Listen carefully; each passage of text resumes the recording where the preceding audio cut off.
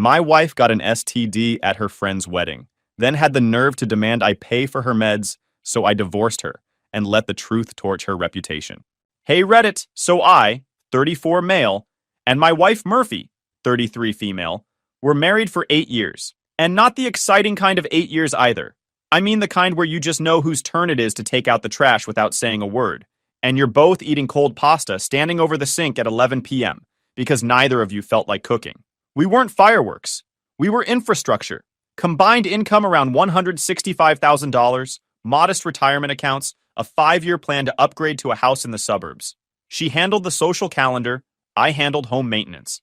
Holidays rotated between families, no scorecards, built to last. At least that's what I thought. I work as a project manager for a structural engineering firm. Organized, deadline-driven, don't fold under pressure. All of that became real useful later on. Murphy worked in marketing. Her entire skill set was basically making bad decisions sound like good ideas. I used to admire that about her, honestly. So when she told me about Savannah's wedding in Savannah, yeah, a girl named Savannah getting married in Savannah, I know, I didn't flinch. Savannah was one of her college friends, theater major, took 7 years to graduate, somehow landed a guy who owned a chain of vet clinics across Georgia. Murphy was locked in immediately. 2 solid weeks of dress hunting, group texts about hair and nails, the whole production. I didn't mind. A weekend alone sounded great. Order some food, watch whatever I want, maybe finally organize the garage. Married guy paradise. She flew out Thursday evening. I drove her to the airport, wrestled her overstuffed suitcase out of the trunk, kissed her at the curb. She squeezed my hand tighter than usual before walking through the doors. The weekend played out normal on the surface. She sent photos from the rehearsal dinner, ceremony shots on Saturday, classic Southern wedding stuff. She FaceTimed me that night during the after-party, around 11. Laughing, music blasting, holding the phone at that low angle nobody looks good from. Said she missed me. I told her to have fun. She blew a kiss and hung up. That was the last normal moment of my marriage. Sunday night, she came through the door looking like she'd been dragged behind the plane instead of sitting inside it. Dark circles, hair thrown up in a messy knot, moving like her body weighed twice what it should. I figured 3 days of wedding chaos just caught up with her, but there was something underneath the tiredness. This stillness that didn't match exhausted. It matched guilty. She barely made eye contact when I asked about the trip. One-word answers. Went straight to bed without touching the dinner I'd made. Over the next few days, the weirdness got worse instead of fading. She was glued to her phone, not scrolling social media, but guarding it, angling the screen away, taking calls in the bathroom with the fan running for noise cover. I caught her clearing text threads twice, and when I asked about it, she hit me with, just freeing up storage. I'd upgraded her phone myself 2 months earlier. Storage was not an issue. 8 years of marriage, and I'd never once checked her phone. Never questioned where she was or who she was with. But my gut was screaming now, and I've learned the hard way that your gut doesn't lie. It just tells you stuff your brain isn't ready to deal with yet. I let it ride for a few more days, watching, taking mental notes. Then she got sick. Started with a low fever and body aches. Murphy figured she caught something on the plane, or picked up a bug at the wedding. Close quarters, recycled air, that whole excuse. She called in sick to work and set up camp on the couch with a blanket and her laptop. I brought her soup, checked her temperature every few hours, handled the groceries and laundry and everything else around the house. Full husband mode. Because that's what you do when your wife is sick. You take care of her. Even when something in the back of your mind is whispering that she doesn't deserve it. After 4 days, the symptoms weren't fading. I told her she needed to see a doctor. She pushed back, hard. Said it was just a bug, she'd be fine. That didn't track. Murphy was the type to book urgent care appointments over a hangnail. Now she suddenly didn't want medical attention for a week-long fever? I pushed harder. She finally agreed. Booked a Thursday appointment with her primary care doctor. Wouldn't let me come along. Said she didn't want me missing work for a stupid cold. In 8 years, she'd never once told me not to come to a doctor's appointment. The mole scare, the sprained ankle, the time she was sure she had strep. I was there for all of it. Now she needed privacy for a cold. Sure, Murphy. I went to work but couldn't focus. Sat through a project review meeting without absorbing a single number. My coworker Dave kept kicking my chair because I was supposedly breathing too loud. Which, dude, I'm having a crisis here, but sure, let me regulate my breathing for you. She came home looking like the floor had been pulled out from under her. Face white, hands shaking, clutching a pharmacy bag, mumbled something about antibiotics for a minor infection, and disappeared into the bedroom. At dinner, I tried again. What kind of infection? She snapped. Called me controlling and overbearing. The woman who texted me 15 times a day for 8 years was suddenly accusing me of being too attentive. That was a new one. I backed off but started watching everything. Her mood swings got wild. Sweet 1 hour, ice cold the next. She stopped eating dinner with me, started going to bed at 8 p.m. She flinched when I touched her, then covered it with a fake yawn. And she'd changed her phone password. We'd always known each other's codes, and when I casually asked to use her phone because mine died, she physically pulled it away. Just use the laptop. In 8 years, she'd never refused to hand me her phone. One night I walked into the living room and found her on the couch, phone unlocked in her lap, completely zoned out. She didn't hear me come in. I caught a glimpse of a text thread before she scrambled to lock the screen. Something about "can't stop thinking about" before the display went dark. She looked up at me like a cornered animal. "Who you texting?" "Savannah. Wedding stuff. Too fast." Rehearsed. I nodded, walked into the kitchen, and stood in the dark for like 10 minutes staring at nothing. I wasn't being paranoid. I knew it then, and I know it now. A few days later, she admitted the symptoms were getting worse. Pain that wouldn't quit. Discomfort she couldn't power through anymore. She agreed to go back to the doctor without me even pushing this time, which told me whatever was happening had crossed from "maybe I can ignore this" into "I physically can't pretend anymore." She was gone 3 hours. Walked through the door looking like someone who'd just been forced to swallow the worst truth of her life. Sat down at the kitchen table, stared at her hands for a full minute, and said the words that blew my entire world apart. I tested positive for an STD. Dead silence. My brain just locked up. I could hear the kitchen faucet dripping. Weird how time warps when your reality cracks in half. What? Chlamydia. Barely above a whisper. Still wouldn't look at me. I gripped the counter until my knuckles went white. 8 years. Hadn't been with anyone else. My last STD panel 6 months ago came back clean. Both of us tested. Both clean. How? Already knew. Just wanted to see what story she'd spin. The doctor said it could have been dormant. Don't. We've both been tested. Multiple times. If this was dormant, it would have shown up years ago. You know that. The doctor knows that. Stop. She started crying. Heaving, ugly sobs. What happened in Savannah? Nothing happened. Murphy. What happened in Savannah? I wasn't thinking straight, okay? I barely even remember what happened that night. You barely remember. But you remember enough to hide your phone for 2 weeks and change your password. That's not... I was stressed. I didn't want you reading into... Reading into what? What exactly was I going to find? Silence. Then she switched gears. It didn't mean anything. It was one stupid night and I've been sick over it ever since. You've been sick because you caught something, not because you felt guilty. That's not fair. Fair? You want to talk to me about fair right now? You're never here. Loud, like volume would make it true. You work 60 hours a week and I'm alone every night. And when someone actually paid attention to me, I paid for the trip, drove you to the airport, kissed you at the curb. And while I was home like an idiot, don't tell me nobody paid attention to you. She didn't have a comeback for that. But 20 minutes later, she found her nerve. Came into the kitchen holding the pharmacy bag. These antibiotics weren't cheap. Insurance barely covered them. We should split it. Let that land for a second. She wanted me to co-pay for a disease she caught in another man's bed. That's what flipped the switch. Not the cheating, not the lies, the invoice. I didn't sleep that night. Didn't go to the guest room either. I sat in my car in the parking garage and called an urgent care clinic that opened at 7 a.m. Booked the first available slot. By 7:40 the next morning, I was sitting on an exam table getting a full STD panel drawn. Told the doctor I'd been exposed through my wife's infidelity. He didn't hesitate.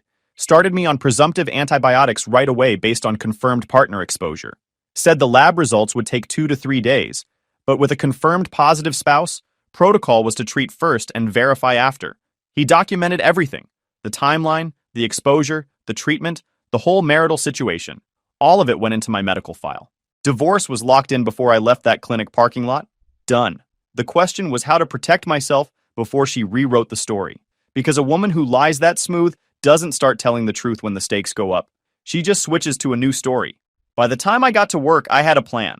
By lunch, I was executing it. Murphy texted me twice that morning. Careful, probing messages, checking my temperature. I replied normally, kept it short, gave her zero indication that the man she came home to last night was already gone. The version she'd see next would be holding a folder full of receipts. We were on a shared phone plan. Had been since we got married. I logged into our provider's portal and pulled her full call and text history for the wedding weekend. What I found made my jaw clench hard enough to hear the grinding. Between Thursday night and Sunday morning, she'd exchanged 53 texts and 14 calls with a number I'd never seen before. The timestamps told the whole story by themselves. Thursday at 11:47 p.m. A 21-minute call. Her first night in Savannah. She barely knew anyone there outside the wedding party, so who was getting 21 minutes on arrival night? Friday at 1:22 a.m., 28 minutes. Sunday at 2:34 a.m., just over 3 hours after our FaceTime where she told me she missed me. A 38-minute call to this same number. Let that sink in. She hung up with her husband, told him she missed him, and a few hours later dialed the guy she was about to sleep with, the night of the wedding. Sunday morning showed a cluster of rapid-fire texts right before her flight. Short bursts, quick replies, the kind of frantic texting you do when you're saying goodbye to someone you don't want to leave. She was texting him while packing her bags to come home to me. The number wasn't saved in her contacts, on purpose. She'd been careful enough to keep his name off her phone, but not careful enough to realize the call logs existed on the carrier's server anyway. She wasn't stupid, just not nearly as smart as she thought she was. People who think they're the smartest person in the room are always the easiest to catch because they don't double-check their blind spots. I ran the number through a reverse phone lookup service. Cost me $19.99. Results came back in under a minute. Corey, Savannah, Georgia, age 33, pharma sales rep for a regional medical supply company. Social media next. Murphy's accounts were scrubbed clean. She'd been careful about that, but her friends weren't. I scrolled through tagged wedding photos and found one that stopped me cold. Murphy in that burgundy dress, standing next to a tall guy with a sharp jawline and the kind of grin that says, I've never been held accountable for anything in my life. His arm was around her waist. Not her shoulder, her waist. Tagged, Corey. His profile was public, because of course it was. Shirtless gym selfies, rotating photos with different women, leaning on a leased Audi Q7 like he held the title. Bio said, grind don't stop. 2,600 followers, followed 1,900. The social media footprint of a guy who needs constant validation from strangers. Then I checked her iPad. The older model sitting on our kitchen counter, mostly used for recipes and streaming. Murphy had wiped the threads from her phone, but forgot the iPad auto-syncs messages through iCloud. The full conversation with Corey was sitting right there, untouched. I mean, she'd been super careful about her phone and completely forgot about the device 3 feet from where I eat breakfast every morning. Most of the messages were embarrassingly flirty, but one stopped me dead. I can't stop thinking about that night in Savannah. When can I see you again? Sent from my wife's device, the Monday after she got home. While I was in the kitchen making her chicken soup because she had a bug, I saved everything. Then I pulled our joint credit card statements for the wedding weekend and went line by line.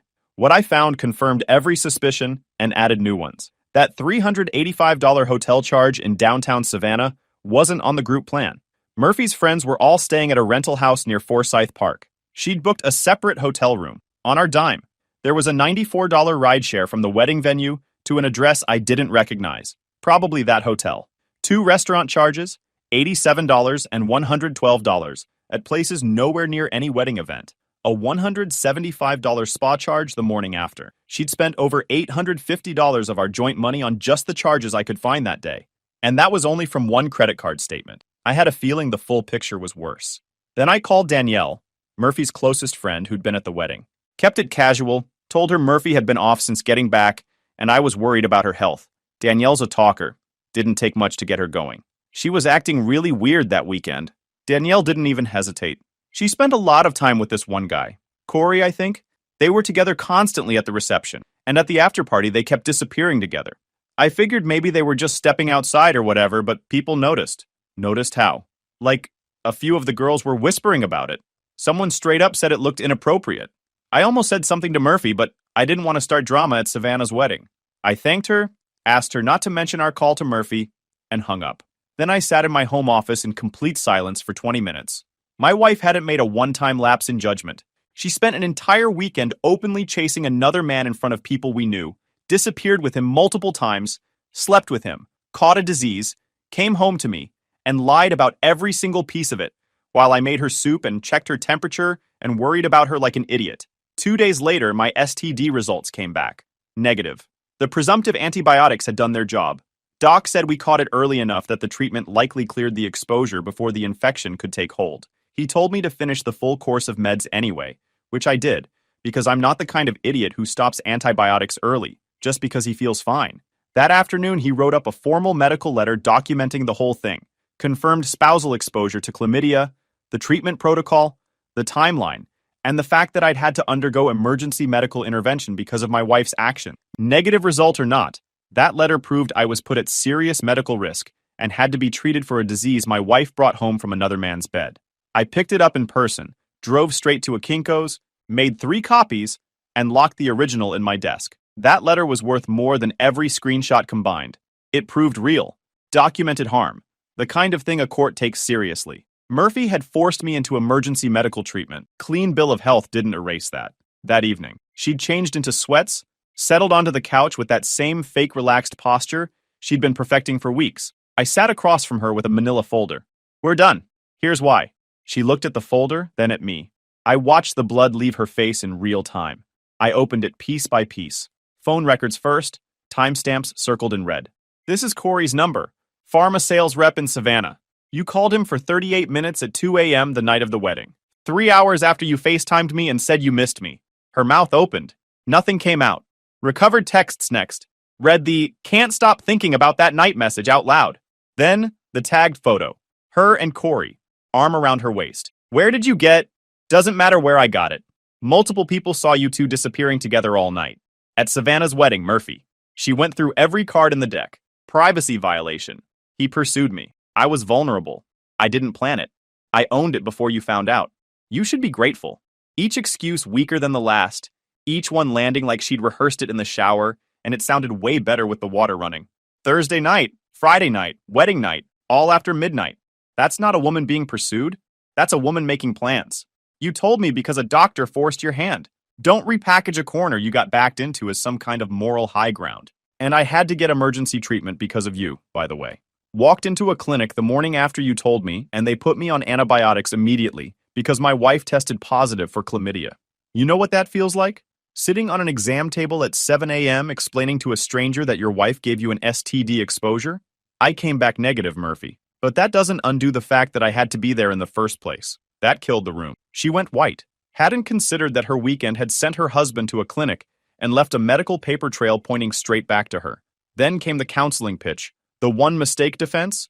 The "won't you even fight for us" guilt flip. I let her cycle through all of it.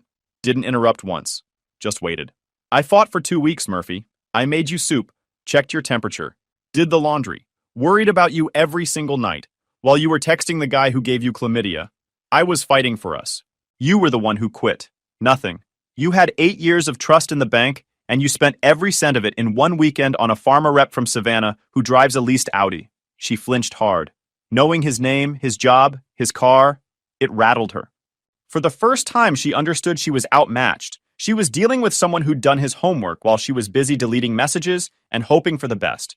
I told her I wanted her out of the apartment within the week. She tried refusing, but I'd already talked to an attorney by phone that afternoon. He told me to file right away for temporary exclusive possession, given the documented health risk and the ongoing lies.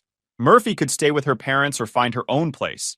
But this apartment was about to become mine legally. Monday morning, 9 a.m. sharp, I was sitting in the office of that divorce attorney whose entire practice was built on high conflict cases. Former prosecutor, $475 an hour, and within the first 10 minutes, I knew he was worth every penny. I laid everything on his desk: the phone records, the screenshots, the financial charges, and the medical letter documenting my confirmed STD exposure and emergency treatment. He looked through it all without expression, then said 5 words. "Your wife handed you this." My attorney laid out the strategy and filed for temporary exclusive possession of the apartment at the same time. Our state allowed cheating to affect how assets get split. Combined with the financial stuff and the documented health exposure, we had serious ammo. His paralegal pulled statements from every card Murphy had on the account, including the secondary one she used for personal stuff. Found another $887 in charges I'd missed, more ride shares, a clothing purchase the night before the wedding, 2 ATM withdrawals in downtown Savannah. Total marital funds spent on the affair, $1,740. All documented, all traceable, our money. Spent funding her weekend with another man. Within 10 days, the court granted me exclusive possession. Murphy moved back in with her parents. I had Murphy served at her office, deliberately. Could have had her served at home where she could fall apart in private. But privacy is a luxury you lose when you spend a weekend making a spectacle of yourself at someone else's wedding. The process server walked in right after lunch when the whole floor was at their desks and the office was at peak capacity. He asked for Murphy by name at reception. They pulled her out of a team meeting in the glass-walled conference room, handed her the papers in the hallway. I know the details because my buddy Derek's wife Erin still had a friend on Murphy's floor who watched the whole thing. Said Murphy read the first page, went completely white, and had to lean against the wall.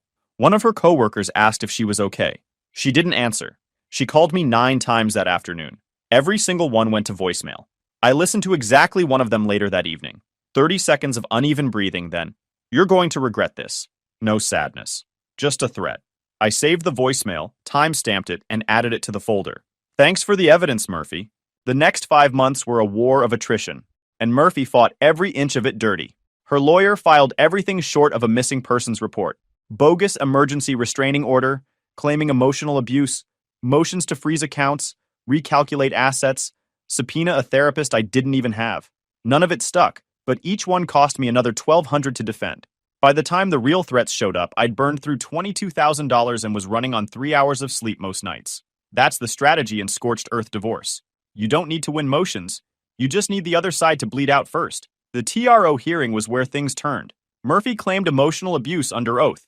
My attorney asked if I'd ever restricted her phone access, social media, or friendships. She said yes, emphatically. He let that hang, then pulled up one exhibit, my text from the night she flew out. "Go have the best time, babe. You deserve this."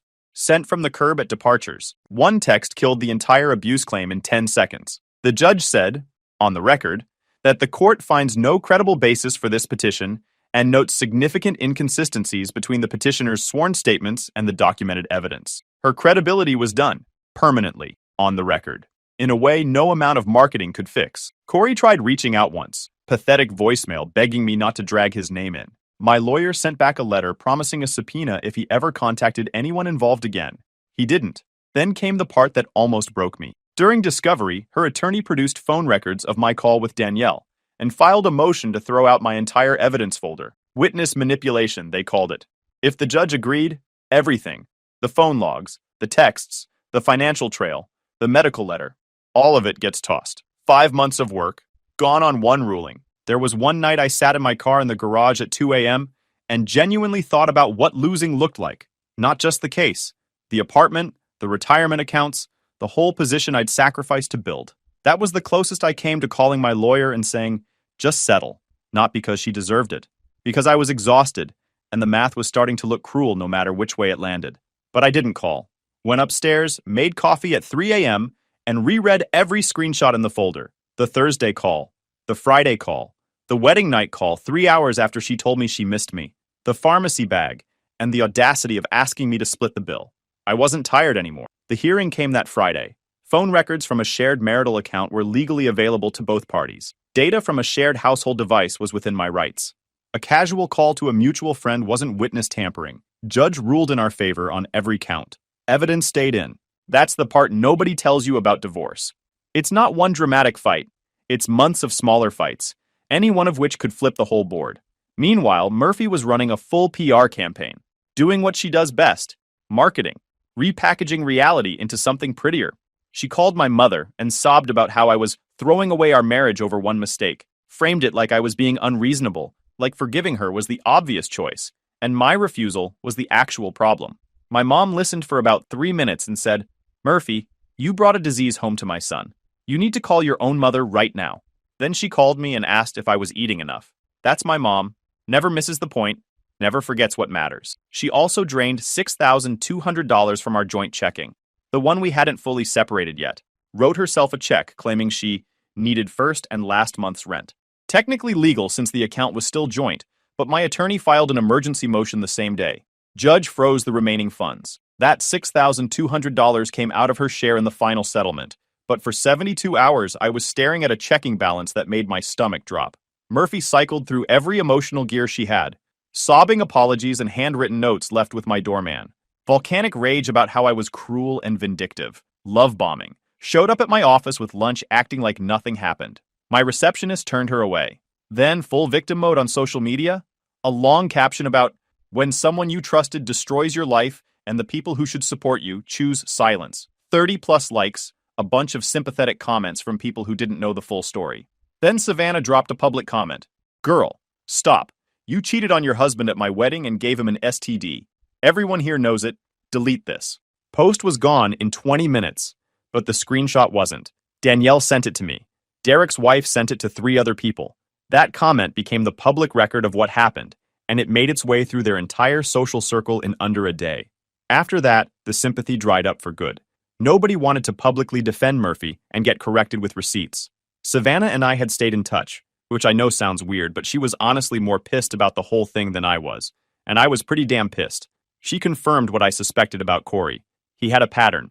Specifically went after married women because he figured it meant less attachment. He's a predator in dress shoes, she told me. She removed Murphy from their college group chat without warning. When Murphy texted asking why, Savannah waited 3 days and sent, "You know what you did, and you did it at my wedding. I need space, and I don't think it has an expiration date." My guy friends locked in right away. Ty called the night he found out and said 2 words. What's needed? No emotional processing. No, have you considered her perspective? Just what's needed. I told him gym partner. He said done. We've been lifting 3 days a week since. Derek and Aaron dropped off food at my place. Aaron, who'd been in Murphy's spin class for 2 years, looked me dead in the eye and said, "What she did is unforgivable." Coming from someone in Murphy's circle, that hit different. Murphy tried to get ahead of it. Texted the whole friend group her version. The one mistake, he won't forgive me, I'm heartbroken at it. Might have worked if Savannah's comment hadn't already made the rounds with screenshots attached. Screenshots move faster than spin. The women planning the Scottsdale trip quietly removed her from the chat. She showed up to a friend's birthday, and nobody saved her a seat. Walked into brunch, and the table cleared in minutes. She couldn't outrun documented reality with a sad story. Every spin attempt ran into someone who'd already seen the receipts. Word spread through her office after the serving incident, and she got quietly pulled off client-facing accounts and shelved on internal projects. In marketing, getting shifted from client work to internal stuff is basically career hospice. No official demotion, no paper trail, just a quiet sidelining that tells everyone exactly where you stand. 3 months later, she voluntarily left the company. I'm sure that resignation was about as voluntary as a confession at gunpoint. The final hearing was a Tuesday in October. Wait, no, I think it was a Wednesday actually. Doesn't matter. My attorney had built what he called a closed loop. Every piece of evidence organized, cross-referenced, and laid out clean. Phone records, recovered texts, financial statements showing $1,740 in marital funds spent during the affair weekend. My medical letter documenting confirmed STD exposure and emergency treatment. Corey's voicemail. The failed restraining order with the judge's denial language on record. Start to finish, 0 gaps. Murphy's attorney made her final play, arguing the marriage had been falling apart for years, and calling the affair a symptom of mutual neglect. Tried painting me as emotionally distant and obsessed with work, someone who'd driven his wife to seek connection elsewhere. My attorney took about 60 seconds to take that apart. Pointed out I'd funded the Savannah trip, kept steady employment the whole marriage, shared household duties equally, had 0 history of misconduct, and had personally nursed Murphy back to health when she came home sick, from the disease she caught while cheating. Then he pulled up the text where Murphy told Corey, "I can't stop thinking about that night," and asked the court whether that sounded like a woman suffering from emotional neglect or someone making a willing, enthusiastic choice. Her attorney dropped the neglect argument, didn't bring it up again. The ruling came down heavy in my favor. Fault state, no kids, individual incomes close enough that alimony was never a strong argument anyway. Her side pushed for mediation in the final stretch. Her lawyer knew the credibility ruling from the TRO hearing had poisoned their whole position, and a judge who'd already caught Murphy lying wasn't giving her any benefit of the doubt. We mediated for 2 sessions, and because they had nothing left to work with, the terms landed right where my attorney predicted. I kept the apartment, my retirement accounts, and the majority of our investment portfolio. Murphy walked away with her personal savings, her car, and the full weight of her own decision. No alimony. My lawyer hammered the financial waste argument home hard, and the court agreed that funneling marital money into an affair was a breach of duty. Murphy signed the final agreement in my attorney's conference room on a Thursday afternoon without making eye contact with anyone in the room. But the legal stuff wasn't the final scene. That came 3 weeks later. I'd been cleaning out the apartment, boxing up the last of her things she hadn't picked up. Books, shoes, some framed photos she'd forgotten, probably hoping I'd call and give her an excuse to come over. I taped the boxes shut and left them in the building lobby. She came Saturday morning.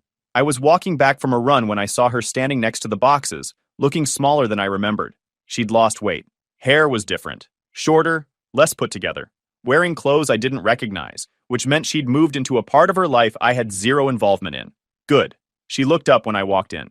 Neither of us said anything for a long moment. Can we talk? Quiet. No performance this time. No tears ready to go. Just a woman standing next to the boxed up leftovers of her old life. There's nothing to talk about, Murphy. I know you probably hate me.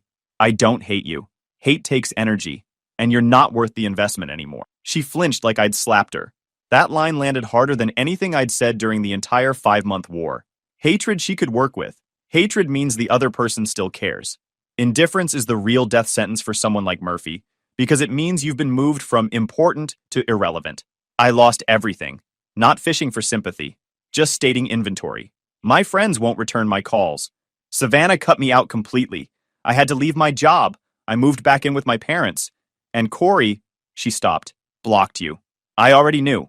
Savannah told me weeks earlier. Corey ghosted Murphy about a month after the divorce went public. Blocked her number, scrubbed her from his socials, vanished like he never existed. The man who goes after married women because he thinks it means less drama wasn't interested once she was actually single and carrying real-world baggage. Murphy traded an 8-year marriage for a guy who wouldn't even answer her text once the novelty wore off. If that isn't karma hand-delivering a package with a signature required, I don't know what is. She nodded, then shifted gears. And there it was, the real reason she came. I've been looking at apartments, but the deposits are... I'm between jobs right now, and my parents' place isn't sustainable. I was wondering if you could help me with first month's rent, just as a loan. I'd pay it back. The whole performance, the quiet voice, the humility, the I lost everything rundown was the setup. The punchline was a check. 5 months of lies, manipulation, fake abuse claims, and a wrecked marriage. And she was standing in my lobby asking me to fund her fresh start. Unbelievable. Except completely believable, because that's exactly who she is. No, she blinked, jaw tightened. The real Murphy, the one underneath the humble act, showing up for just a second. You can afford it. You kept everything. The apartment, the accounts. I'm living with my parents and you can't even help me with 1 month? You're confusing what I can do with what I owe you. I don't owe you anything, Murphy. Not $1. Not 1 minute. Not 1 more second of my life cleaning up something you broke. Whatever she'd rehearsed in the car on the way over. This wasn't how it was supposed to go. She'd expected the old me, the one who would have written the check just to avoid conflict. That guy doesn't live here anymore. She picked up the first box. Struggled with the weight. Old me would have grabbed the other end. New me watched. For what it's worth, she said from the doorway. I know I destroyed everything, and I know sorry doesn't fix it. It doesn't. She carried the boxes out in 2 trips. I held the door but didn't help. She looked back from her car like she had something left to say. She didn't. She drove away.